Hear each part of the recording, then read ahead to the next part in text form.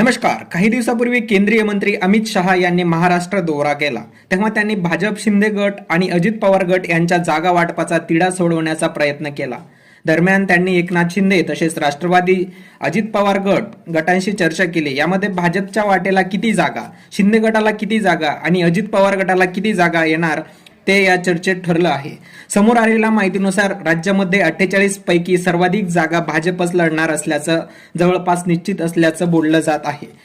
त्यामुळे शिंदे गट आणि अजित पवार गट यांच्या वाटेला 10 पेक्षा कमी जागा येण्याचा अंदाज आहे. त्यामुळे राज्यातील अधिकाधिक जागावर भाजप उमेदवार रिंगणात असतील. त्यामुळे अजित पवार आणि शिंदे गटाला सिंगल डिजिट अर्थात एक आकडी जागा मिळतील असं बोललं जात आहे. उपमुख्यमंत्री देवेंद्र फडणवीस यांच्यासह राज्यातील भाजपचे नेते बैठकीसाठी दिल्लीला रवाना झालेले आहे.